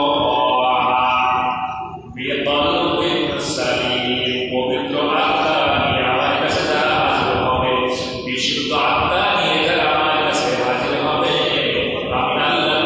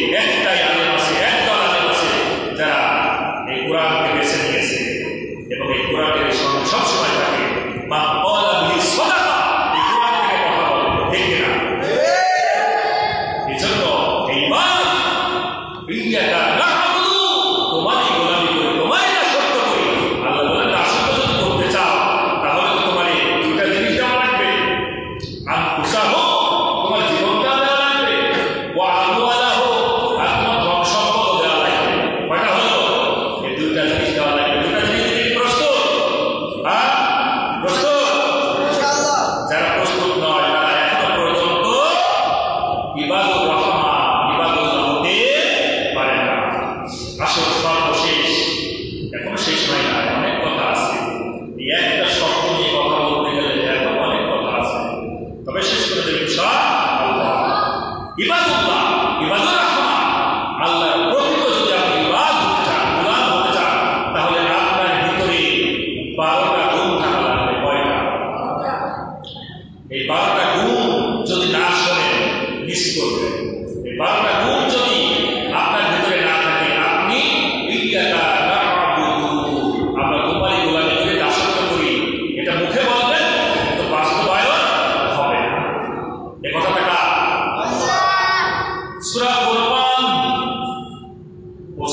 সূরা ফুরকান। ফুরকান মানে হলো সত্য মিথ্যার পার্থক্যকারী।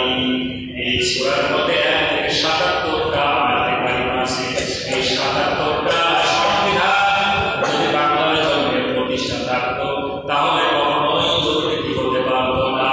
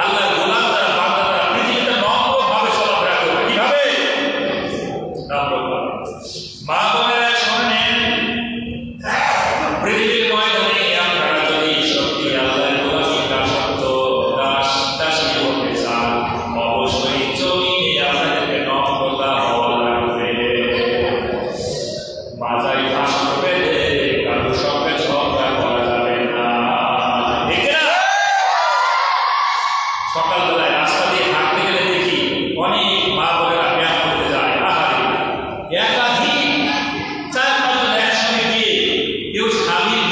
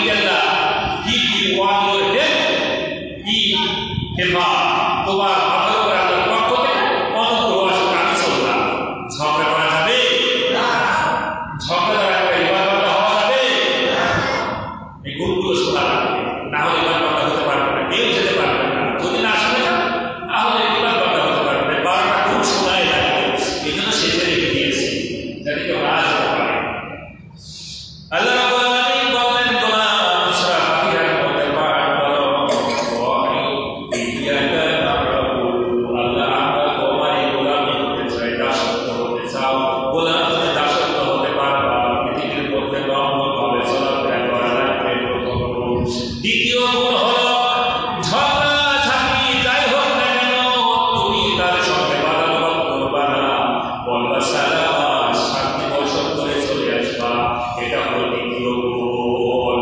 তিন নাম্বার গুণ আল্লাহ বলেন ওয়াল্লাযীনা ইয়াবিতুনা লিরাব্বিহিম সুজদান ওয়া কিয়ামা আমার বান্দা ইবাদত যদি হতে চাও যতদিন হয় আমার আদালত ভুলে যায় আর তোমরা কি করবা আমার সন্তুষ্টির জন্য সুজদা দাও সিজদায় রুকিয়া করিয়া চোখের পানিগুলো ছেড়ে কাঁদবা কাঁদবা ওয়া কিয়ামা আর দাঁড়ায়া দাঁড়ায়া তোমরা কোরআন তেলাওয়াত করবা না কথা ও গোলাম আমার ইবাদত হতে চাও ইবাদত যদি হতে চাও ওয়াল্লাযীনা তারাই হবে ইয়াবিতুনা যারা কি করবে রাত কাটাবে নিদ্রা রাত কাটিয়ে দিবে লিরাব্বিহিম তার রবের জন্য সুজদা ওয়া কিয়ামা সিজদায় দাঁড়ায়া দাঁড়ায়া কোরআন তেলাওয়াতের মাধ্যমে ঠিক না তার মানে তাহাজ্জুদের নামাজ আদায় করা ওহীর রজনীতে দাঁড়ায় দাঁড়ায় আল্লাহর সাথে কথা বলা লাগবে পৃথিবীর ময়দান যখন ঘুমিয়ে যাবে তখন একটা প্রধানমন্ত্রীর সঙ্গে যদি কথা বলতে চান দিনের বেলায় দেখা গেল সিরিয়াল আছে 10,000 সিরিয়াল তা আপনার চান্স পাবেন কয়েক মিনিট কয়েক সেকেন্ড চান্স হতে পারে কারণ প্রধানমন্ত্রী বলল আমার কাছে 3 ঘন্টা সময় আছে সিরিয়াল 10,000 আচ্ছা প্রধানমন্ত্রীর সাথে কথা বলতে কয় সময় ব্যবহার করবো কয়েক সেকেন্ড আর রাতের বেলায় যখন সবাই ঘুমিয়ে যায় প্রধানমন্ত্রী একা আছে বলে 3 ঘন্টা সময় তাহলে পুরো 3 ঘন্টায় তার সাথে কথা বলার সুযোগ থাকবে ঠিক না রাত গভীর পশুপাখি ঘুমিয়ে গিয়েছে মানুষগুলো ঘুমিয়ে গিয়েছে আবার আল্লাহর আদালত খুলে গিয়েছে বান্দা দাঁড়ায়া দাঁড়ায়া এই কোরআন কারীম তেলাওয়াত করে চোখের পানিটা ছেড়ে যায়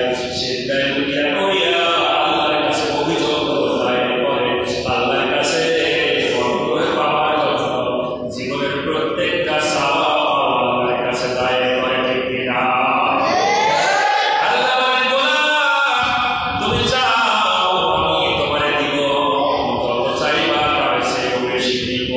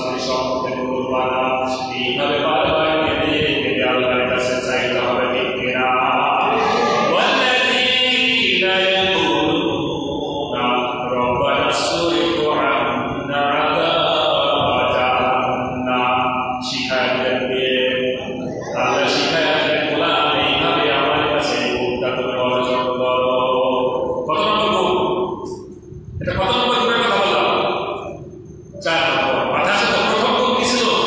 মুখস্থ করে দেওয়া লাগবে। প্রথম গুণ কি ছিল? জমিনের মধ্যে নম্রভাবে চলাফেরা করা লাগবে। কি করা লাগবে? নম্রভাবে। 2 নাম্বার, ঝগড়াঝাটি শুরু হয়ে গেলে কেউ যদি আপনাকে গালিগালাজ করে কি করবেন? সালাম দিয়ে চলে আসবেন। 3 নাম্বার, মধ্য রজনীতে সিজদায় পড়ে পড়ে চোখের পানিগুলো ফেলে দিয়ে কাঁদাকাটি করা লাগবে আল্লাহর কাছে। কিসের ভয়ে? এই 4 নম্বর গুণ হলো জাহান্নামের ভয়। ঠিক না? মনে রাখবেন, তাহলে তো আপনি এই গুণগুলো অর্জন করতে না পারলে তো ইবাদুর রহমান হতে পারবেন না। ইবাদুর রহমান হতে গেলে এগুলো লাগবে। 5 নম্বর হলো আল্লাহ রাব্বুল আলামিন বলেন, আল্লাযীনা ইযা আনফাকু লাম ইউসরিফু ওয়া লাম ইয়াকতুরু। আমার বান্দাগুলো যখন দান করে, আমার বান্দাগুলো যখন সম্পদ দান করে, তারা অপব্যয় করে না, অপচয় করে না। ওয়া কানা বাইনা যালিকা কওয়ামা। তারা না খরচ করে বেশি, না কৃপণতা করে, বরং কৃপণতাও হয় না, আবার অপচয় করে না, দুধের মাঝখানে তারা থাকে। সুবহানাল্লাহ। তার মানে অপব্যয় হবে না, অপব্যয়কারী হবে না, অপচয়কারী হবে না, কৃপণতা করবে না, দুয়ের মাঝখানে থাকবে। বুঝা গেল? মানে সে নিজেকে একবারে দান করতে করতে নিঃস্ব হয়ে যাবে না, আবার হাতগুলো গুটিয়ে রাখবে না, তাহলে দানই করবে না, এরকম করবে না। এই দুয়ের মানে মধ্যপন্থা অবলম্বন করবে। এটা কততম গুণ? কততম গুণ? 5তম গুণ। 6তম গুণ হলো যারা ইবাদত বান্দা, ইয়াকা না'বুদু, যারা আল্লাহর কাছে গোলামি করতে চায়, দাসত্ব করতে চায়। আল্লাহ বলেন, আল্লাযীনা লা ইয়াদউনা মা'আল্লাহি ইলাহান আখার। আল্লাহ ডাক দিয়ে বললেন, এই পৃথিবীর মধ্যে আমি আল্লাহ ছাড়া আর কাউকে ডাকবে না। ঠিক না? তার মানে এই 6তম গুণ হলো আল্লাহর সঙ্গে আর কাউকে শরীক করবে না, শিরক করবে না। কিন্তু আমরা দেখা যায় যে আল্লাহকে পাওয়ার জন্য মাধ্যম খুঁজে বেড়াই। ঠিক না? আমরা পীর বুজুর্গের মাধ্যম নিয়ে যাই, যে ওনারা কিছু বলে যায়, আল্লাহর কাছে তুমি একটু বলো যেন আমার এই বাচ্চা যেন হয়, আল্লাহর কাছে তুমি একটু দোয়া করো যেন আমার কি হয়, অভাব দূর করে দেয়। কেন? আপনি কি চাইলে আল্লাহ দিবে না? দিবে না? দিবে। ওয়াল্লাযীনা লা ইয়াদউনা মা'আল্লাহি ইলাহান আখার। আল্লাহ বলতেছেন যে আমি ছাড়া আর অন্য কারোর কাছে চাইবে না, শুধু আমার কাছেই চাইবে। আল্লাহ রাব্বুল আলামিন বললেন, 7তম গুণ হলো ওয়ালা ইয়াকুতুলুনা আন-নাফসাল্লাতী হারামাল্লাহু ইল্লা বিল হক। অন্যায়ভাবে কাউকে হত্যা করবে না। ঠিক না? কাউকে অন্যায়ভাবে হত্যা করবে না। কিন্তু আমরা দেখেছি আমাদের চোখ দিয়ে এই বাংলাদেশের 16টা বছর কতজনকে হত্যা করেছে নিরপরাধ মানুষগুলো। ঠিক না? এরা কি কত রহমান হতে পারবে? পারবে? হত্যার বদলে হত্যা। একজনকে যদি আপনি হত্যা করেন, ইসলামের নিয়ম হলো যে আপনাকেও হত্যা করা হবে। আপনি যদি কারোর কান কেটে ফেলেন, কানের বদলে কান আপনাকে দেওয়া লাগবে, নাকের বদলে নাক দেওয়া লাগবে, চোখের বদলে চোখ দেওয়া লাগবে। কিন্তু দেখা যায় কত মানুষকে হত্যা করে ফেলে, আবার তাকে পুরস্কার দেয়। ঠিক কিনা?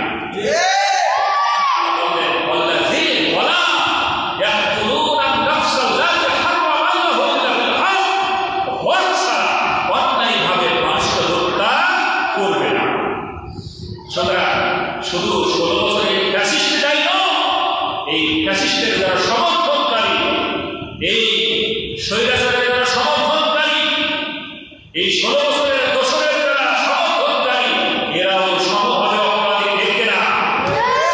এই 16 বছরে যত খুন হয়েছে, 16 বছরে যত নিরপরাধ মানুষগুলোকে হত্যা করেছে, প্রত্যেকটা হত্যার বিচার এই 16 বছরের অপরাধীদের সঙ্গে যারা ছিল তাদেরকেও সমভাবে দেওয়া লাগবে। ঠিক না?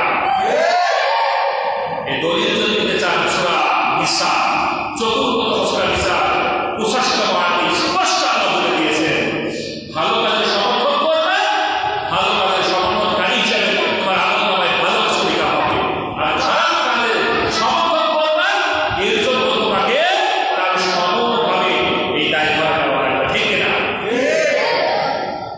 এরপরে অষ্টমতম হলো ওয়ালা ইয়াসরু, ব্যভিচার করবে না। কি করবে না? ব্যভিচার। ব্যভিচার কি বোঝেন? ব্যভিচার বোঝেন? অন্যায়ভাবে বৈধ স্ত্রী বাদে অন্য স্ত্রীর সঙ্গে ভালোবাসা আদান করবে না। বুঝতে পারেন না? মানে গভীরে গেলাম না। ওয়ালা ইয়াসরু, অন্য বউয়ের সঙ্গে, অন্য নারীর সঙ্গে, স্ত্রী বাদে কাদের সঙ্গে সে জিনা করবে না, মেলামেশা করবে না। তাহলে সে কি হয়ে যাবে? জিনাকারী হয়ে যাবে, ইবাদুর রহমান হতে পারবে না, আল্লাহ ইবাদ হতে পারবে না। আল্লাহ রাব্বুল আলামিন বলেন, এই যে অষ্টমতম এই গুণগুলো, যদি তোমরা কেউ ব্যভিচার করো, মানুষ হত্যা করো, আর আমি আল্লাহ বাদে কাউকে ডাকো, এই তিনটার কারণে আল্লাহ বললেন এগুলো লাহুম আযাবু ইয়াওমাল কিয়ামাতি ওয়া ইয়াকুলু ফীহি মুহানা। আল্লাহ বললেন এই মানুষটাকে আমি দ্বিগুণ শাস্তি দেব, আর কিয়ামতের দিন জাহান্নামের মধ্যে চিরকাল থাকবে। ইবাদুর রহমান তো দূরের কথা, আল্লাহ যদি অন্য কাউকে ডাকে, মানুষকে যদি অন্যায়ভাবে হত্যা করে, আর কেউ যদি জিনা করে, মেলামেশা করে, নিজের স্বামী বাদে অন্য পুরুষের সঙ্গে কেউ যদি অসৎ আচরণ করে, খারাপ কাজ করে, আবার পুরুষরা যদি নিজের স্ত্রী বাদে অন্য নারীর সঙ্গে ঘোরাঘুরি করে, আল্লাহ বলেন এই তিনটা অপরাধের কারণে আমি তাদেরকে দ্বিগুণ শাস্তি দেব, আর চিরকাল জাহান্নামের মধ্যে তাদেরকে নিক্ষিপ্ত করবো, ঠিক কিনা? সুতরাং 16 বছরের শরীরাচার মাথায় রাখবে। এই আয়াত যদি সত্য হয়ে থাকে, যারা সমর্থন করেছেন প্রস্তুতি নিয়ে রাখে মৃত্যুর পর এই অপেক্ষাটাই, ঠিক কিনা? আল্লাহ বলেন, শোনো, ইল্লা মান তাবা, তবে ক্ষমা আছে এদের জন্য। আল্লাহ ক্ষমার একটা ব্যবস্থা করলেন, ইল্লা মান তাবা ওয়া আমানা ওয়া আমিলা আমালান সালিহা।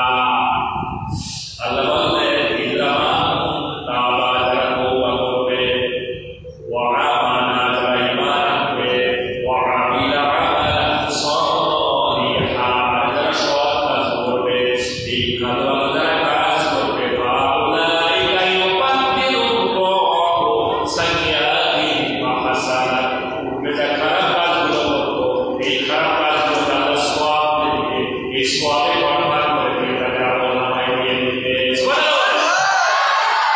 পূর্বে যত খারাপ কাজ করেছে সব খারাপ কাজগুলোকে আল্লাহ সওয়াব দিয়ে দিবে, এই সওয়াবে পরিবর্তন করে দিয়ে ফাউলাইকা ইউবাদদিলুল্লাহু সাইয়্যাতিহিম হাসানাত, হাসানাত মানে কি? সওয়াব দিয়ে দিবে সব খারাপ কাজগুলোকে। সুবহানাল্লাহ। এজন্য আমি ভরে আপনাদের জন্য দোয়া করতে চাই, এই 16 বছরের সমর্থনকারী যারা ছিলেন, আল্লাহর কাছে তওবা করেন, ঈমান আনেন, আর ফিরে আসেন, আল্লাহ আপনার ওই গুনাহগুলোকে সওয়াবে পরিবর্তন করে দিবে, ঠিক না? সওয়াবে পরিবর্তন করে দিবে।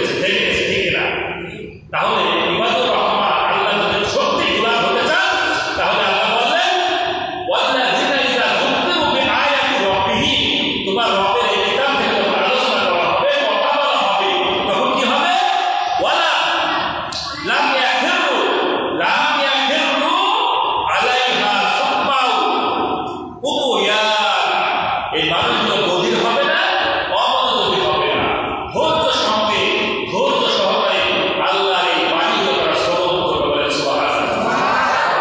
একেবারে শেষ পথে চলে এসেছে, আর লাস্ট একটা কথা আছে। 10-12 হলো আল্লাহর কাছে তারা 3টা জিনিস চাইবে সর্বশেষ। তা হলো আল্লাহ রাব্বুল আলামিন বলেন, আমার ইবাদত বান্দা যদি হও, আমার ইবাদত যদি হতে চাও, অবশ্যই তোমাদের 3টা জিনিস তোমাদের থাকবে, কোন হবে 3টা জিনিস তোমরা আমার কাছে চাইবে, আমি দিব।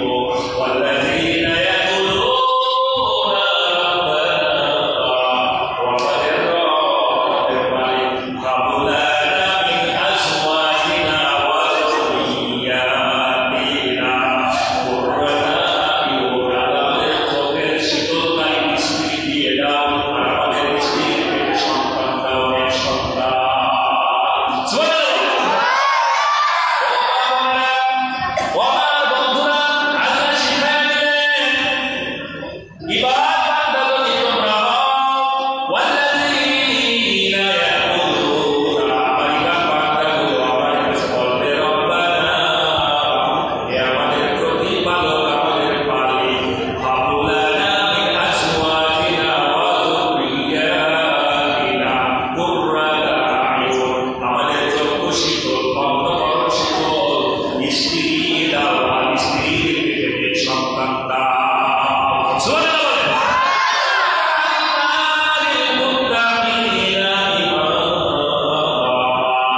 আর আমার ওই সন্তানকে তুমি ইমাম বানায়া দাও। সুবহানাল্লাহ। তাহলে আমাদের সর্বশেষ আল্লাহর কাছে যাওয়া, যে আমাদের চক্ষু শীতলকারী স্ত্রী উপহার দিয়ে, আর যাদের স্ত্রী হয়ে গেছে আল্লাহর কাছে দোয়া করা লাগবে, রব আমার স্ত্রীকে আমার জন্য সবচেয়ে পারফেক্ট করে দাও, আমার চোখে অন্য কোনো স্ত্রীকে আমার দৃষ্টিতে সৌন্দর্য করে দিও না, আর আমি যদি অন্য কোনো দৃষ্টি, আমি অন্য কোনো স্ত্রীর দিকে আমার এই গরুর দৃষ্টি যেন না দিই, আমার স্ত্রীকে আমার জন্য চক্ষু শীতল করে দাও, আমার অন্তঃকরণকে কি করে দাও, শান্ত করে দাও আমার স্ত্রীকে দেখার সঙ্গে সঙ্গে। আর আমার স্ত্রীকে গর্ভে তুমি যে সন্তান দিবা, এই সন্তান যেন নেককার বান্দাতে পরিণত হয়ে যায় বলে সুবহানাল্লাহ। এই 12টা গুণ আল্লাহ ইবাদত বান্দার মধ্যে থাকবে। যদিও আরো অনেক কথা ছিল, অবস্থা দেখে অনেকক্ষণ আলোচনা করলাম। আসলে ওনাদের একটা শব্দ নিয়ে কথা বলতে গেলে আমার তো সময় তো ফকির সাহেবের প্রায় ঘুমিয়ে গিয়েছিল একটু।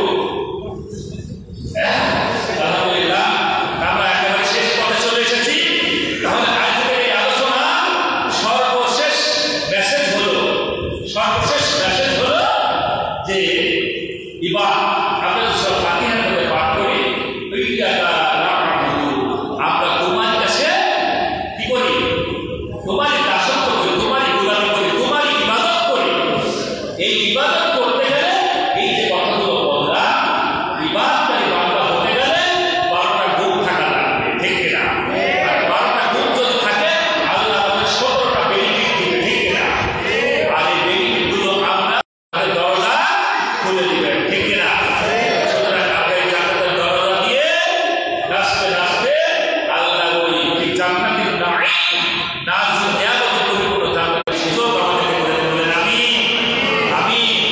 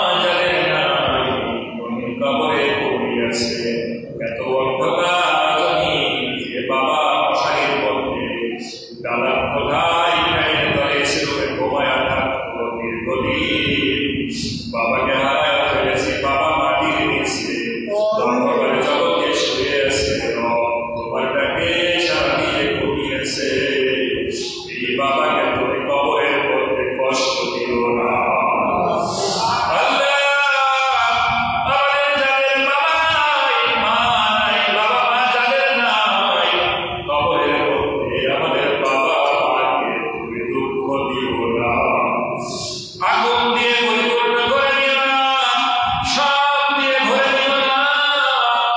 আমাদের বাবা মার কবরগুলোকে তোমার নিজ কুদরতে আল্লাহ রহমতের ছায়া তুমি দিয়ে দাও, জান্নাতের বাগিচা তুমি বানায় দাও, জান্নাতের বিছানা তুমি করে দাও। আল্লাহ অনেক মা বাবা হাত তুলেছে, মা বোনের অনেকের বাবা নাই, মা নাই, শ্বশুরকুলের অনেক আত্মীয় নাই, পিতৃকুলের অনেক আত্মীয় নাই, মাতৃকুলের অনেক আত্মীয় নাই, শাশুড়ি পক্ষের অনেক আত্মীয় নাই। সকলের জন্য দোয়া করি প্রত্যেকদিন তুমি জান্নাতুল ফেরদাউস দান করে দাও। রব্বুল আলামিন যতটুকু জানি গত সপ্তাহে মা বোনেরা অর্থ দিয়ে টাকা দিয়ে আল্লাহ তবারকের ব্যবস্থা করেছিল, তোমার গোলামদেরকে খাওয়ানোর ব্যবস্থা করেছিল, এছাড়া অনেকেই টাকা দিয়ে, পয়সা দিয়ে, কথা দিয়ে, শ্রম দিয়ে, ভালোবাসা দিয়ে আল্লাহ রাব্বুল আলামিন সময় দিয়ে এই কোরআনের পেছনে, কোরআনের ময়দানে যারা এতটুকু করলো, এই কোরআনের ওসিলায় তুমি এদের জীবনে সব মাফ করে দাও। আল্লাহ রাব্বুল আলামিন এই সকল মা বোনদের প্রতিকে বরকত দাও। আল্লাহ জীবনে তুমি সকল ক্ষেত্রে তোমার পক্ষ থেকে বরকত দিয়ে দাও।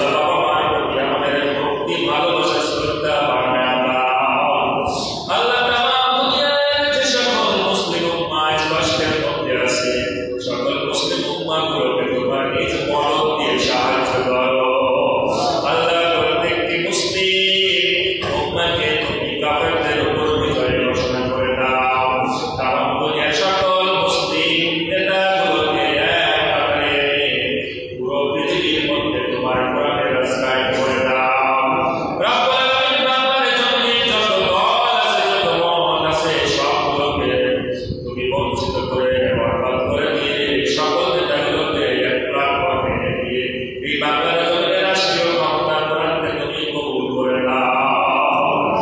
আল্লাহ অনেক মা বোন কত আশা নিয়ে হাত তুলেছে, জানি না আপনাদের মনে কি আশা। মা বোন কাছে পানিগুলো ছেড়ে দিয়ে কোরআনের ময়দানে তোমার কাছে দোয়া চাই, তোমার কাছে সাহায্য চাই, তোমার কাছে রহমত চাই, বরকত চাই, তোমার পক্ষ থেকে বৃষ্টি ধারার মতো তোমার বরকত রহমত কল্যাণ তুমি নাযিল করতে থাকো। আল্লাহ অত মসজিদে কোরআনের ময়দানকে তুমি কিয়ামত পর্যন্ত কবুল করে নাও। আল্লাহ একটা যুবক ভাই যুবক ভাই অসুস্থ হয়েছে, দোয়া চেয়েছে। আল্লাহ এই মানুষটা এই যুবক ভাইটাকে তুমি কবুল করো, তার সুস্থতা তুমি দিয়ে দাও, অসুস্থ থেকে তুমি পরিত্রাণ দিয়ে আল্লাহ পূর্বের মতো তুমি সুখী জীবন তুমি দিয়ে দাও। আর কোরআনের ময়দানে তাকে তুমি কবুল করে নাও। যতদিন আমরা বাঁচব আমাদেরকে তোমার কোরআনের ময়দানে রাসূলের আদর্শের মধ্যে ঢেকে দাও। মৃত্যুর সময় আমাদের কলম দিয়ে তুমি জারি করে দাও, লা ইলাহা ইল্লাল্লাহ মুহাম্মাদুর রাসূলুল্লাহ।